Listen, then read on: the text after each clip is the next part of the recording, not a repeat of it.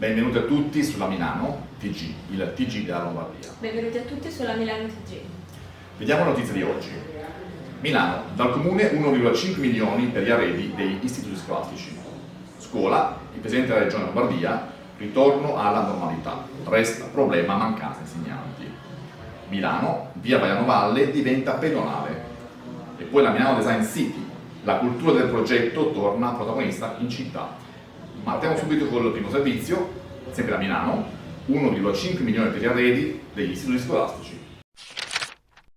È partito nella giornata di lunedì 14 settembre l'anno scolastico per le scuole primarie e secondarie milanesi.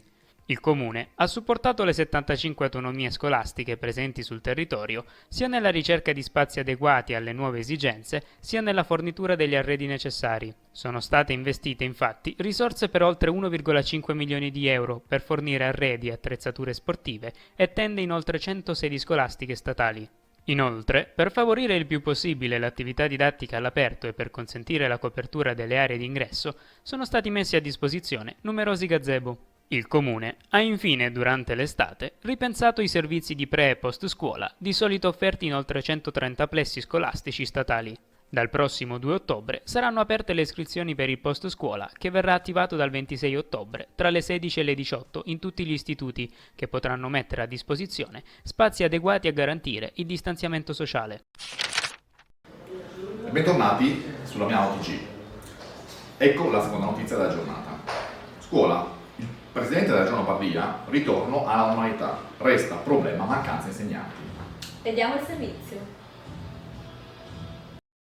Il Presidente della Giunta regionale è intervenuto così davanti ai microfoni all'inaugurazione dell'anno scolastico all'Istituto di Istruzione Superiore Giuseppe Luigi Lagrange di Milano, che ospita, oltre a un liceo scientifico con indirizzo in scienze applicate e uno con indirizzo sportivo, un istituto tecnico professionale per i servizi per l'enogastronomia e l'ospitalità alberghiera. Come è andata questo giro in questa scuola? Beh, il giro nella scuola bene, perché innanzitutto perché è ricominciata la scuola. Io credo, ho sempre detto e ribadisco che sia fondamentale che ricominci la scuola per poter dare una sensazione di ritorno alla normalità. Bene perché anche in questo caso i professori, i dirigenti scolastici, i presidi, tutti hanno lavorato in maniera veramente molto positiva, nonostante qualche evidente problema che sta nella copertura delle classi, che sta soprattutto in problemi che avrebbero dovuto essere anticipati e che invece purtroppo sono stati ritardati, con il che creando qualche problema. Io lo dico da tempo, se ci fosse maggiore autonomia sicuramente non vivremmo queste preoccupazioni. Presidente, lei ieri sera ha scritto su Facebook: mi aspettavo che il governo arrivasse più preparato.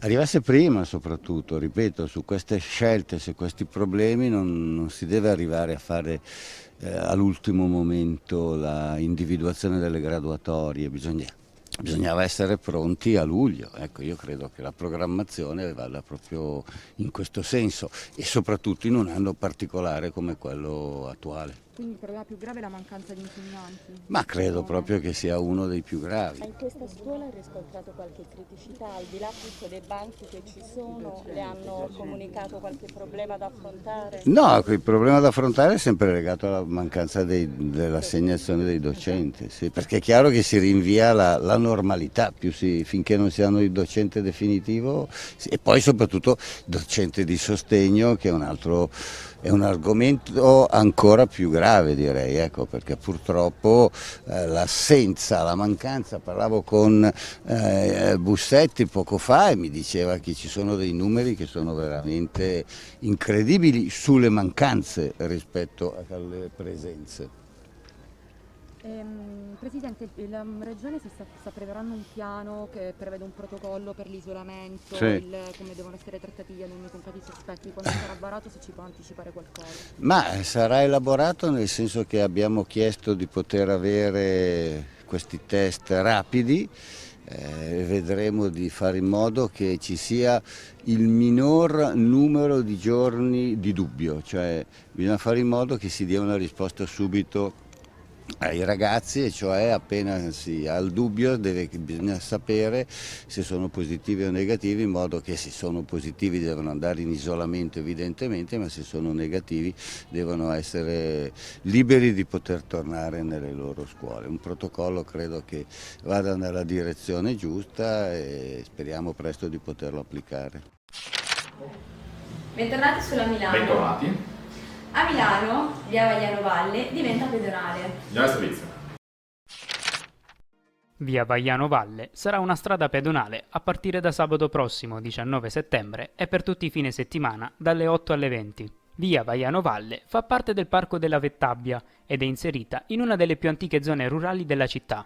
Il Comune ha accolto una proposta che viene dalle associazioni dei cittadini e dal Municipio 5, che ha l'obiettivo di riqualificare i 3 km di strada e di preservare l'area dall'abbandono, inserendola in un percorso di ciclabilità anche turistica. In attesa dei tempi necessari per la realizzazione dei collegamenti elettrici che consentiranno di mettere dei pilomat, l'accesso a via Vaiano Valle sarà fin da sabato prossimo regolato dalla segnaletica e dalle transenne.